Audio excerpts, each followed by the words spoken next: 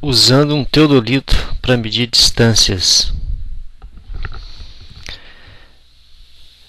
O que nós vamos ver agora é o uso da tecnologia que existe de mais moderna para se medir distância. Então nós vamos usar um teodolito mecânico para medir distâncias entre pontos topográficos. Nós vamos agora instalar o aparelho sobre um ponto topográfico para conhecer algumas medidas indiretas de distância. Para isso eu preciso nivelar e centrar o aparelho sobre o ponto topográfico. Esta é a operação que já foi bastante comentada. Então eu estou nivelando e centrando o aparelho exatamente sobre o ponto topográfico. É uma operação delicada que deve ser realizada com bastante cuidado. Então esta aí é uma mira ou uma régua graduada, onde eu vou fazer a leitura dos fios estadimétricos para posterior cálculo da distância entre os pontos. Então, conferindo o nível do aparelho, conferindo se o aparelho está sobre o ponto topográfico. Não está, eu vou colocar sobre o ponto topográfico. Perfeito, exatamente sobre o ponto topográfico. O colega abriu a mira numa certa altura para a gente então conhecer essas medidas.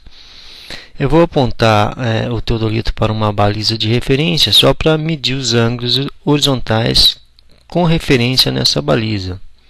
Isso não interfere na medida de distância. Anotei então o ângulo, conferi, eu vou zerar esse ângulo nessa baliza, então eu conferi e zerei o ângulo. Apontando para a mira, é onde eu vou conhecer então o ângulo horizontal e as distâncias. Nessa distância não foi possível medir com a mira somente com essa abertura. Então eu vou pedir para abrir a mira totalmente. Essa é uma mira de 4 metros. Então eu preciso que faça essa abertura. Então, apontando o teodolito para a mira, eu vou focar exatamente, melhorando o foco sobre a mira. Aí então os 3 fios horizontais, o inferior, superior e o médio, e o fio vertical cortando a mira bem ao centro.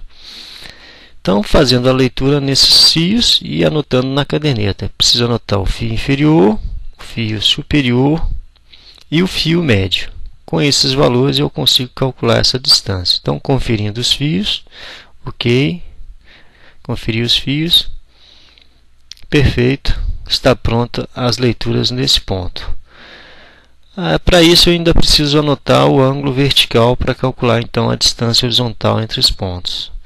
Volto na posição original só para conferir se realmente o ângulo horizontal está zerado nessa baliza.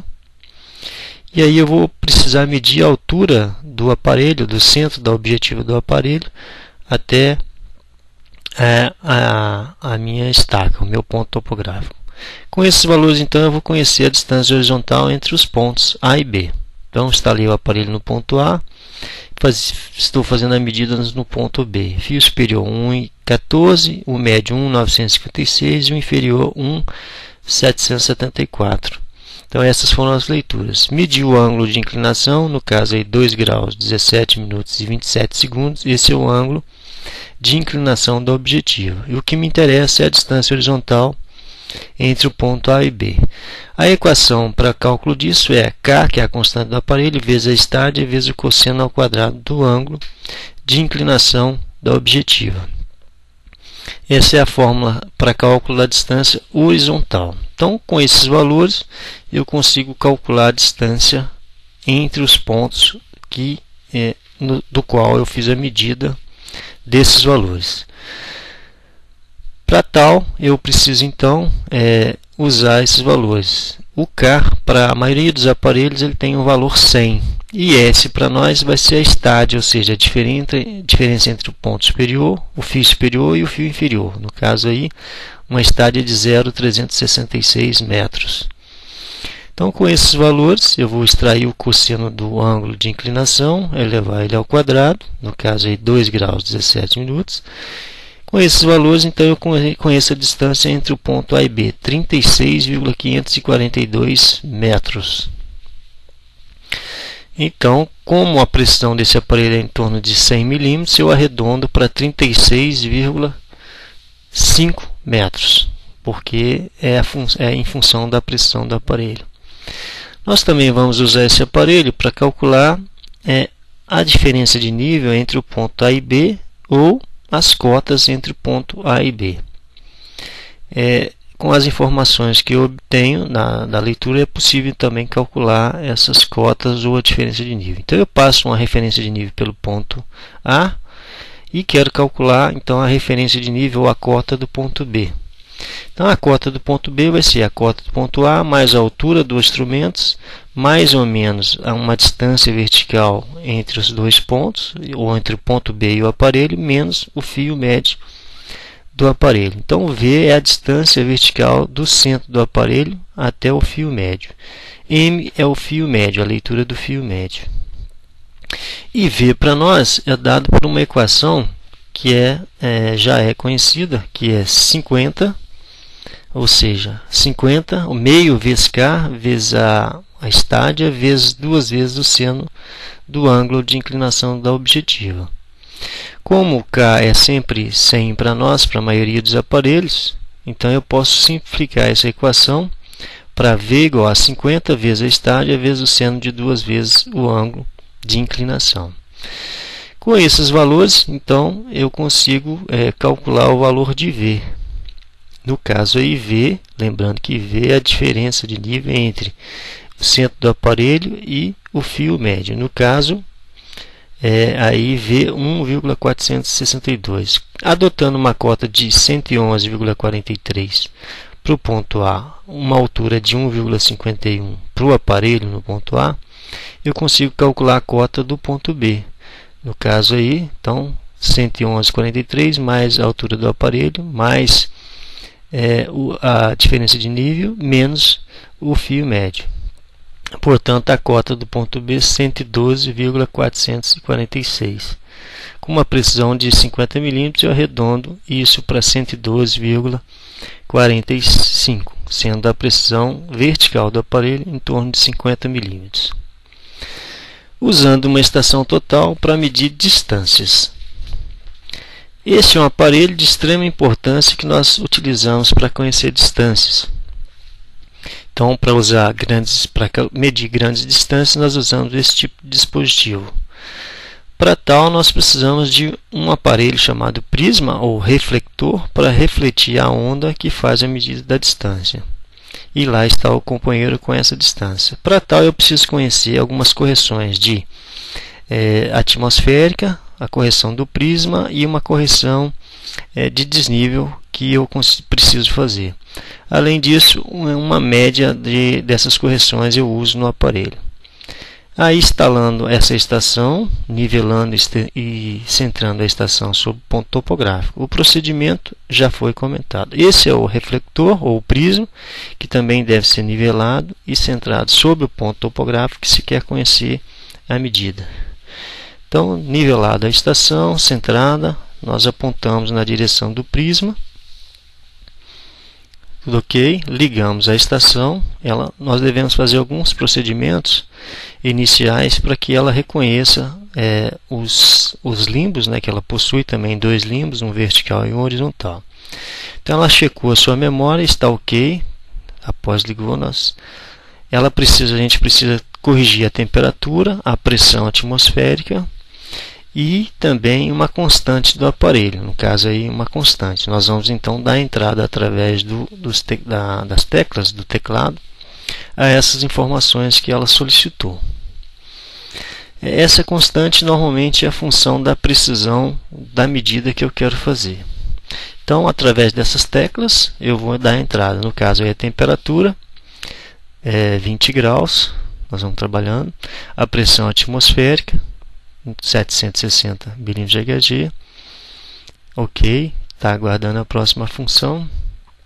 A constante, no caso aí 30 mm, eu quero essa precisão. Aguardando a próxima função.